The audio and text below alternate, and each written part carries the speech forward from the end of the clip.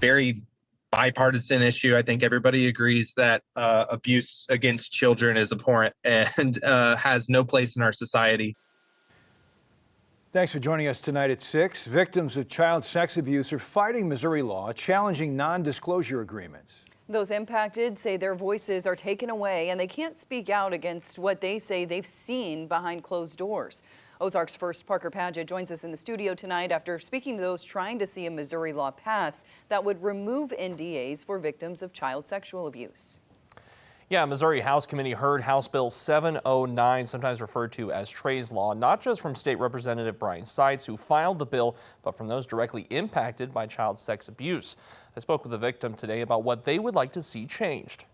I would love to see it passed unanimously in the House again and sent over to the Senate, and let's put it on the governor's desk. Logan Yandel, a child sex abuse survivor, is wanting House Bill 709 to pass. House Bill 709 would eliminate non-disclosure agreements for victims of child sex abuse. Non-disclosure agreements are legal documents preventing parties from discussing a specific case. That prevents victims of childhood sexual abuse from being able to begin the healing process. It was introduced by State Representative Brian Seitz out of Taney County. In states like Missouri, NDAs are often being misused in civil courts to silence victims of childhood sexual abuse and trafficking. Yandel is currently under an NDA from a settlement he reached with Kanakuk Camps when he was a camper during the time Pete Newman, now convicted for child sex crimes, was employed. The language of mine, luckily, was vague enough to where it allowed me some opportunity to use my voice,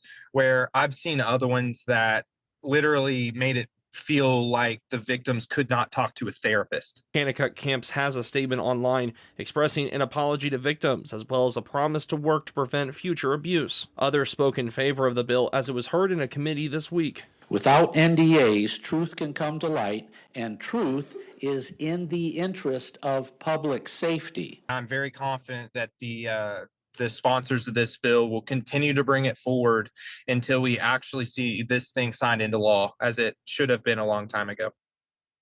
Seitz is also working on a bill that would extend the civil statute of limitations for victims of child sexual abuse. The next hearing on House Bill 709 is March 5th.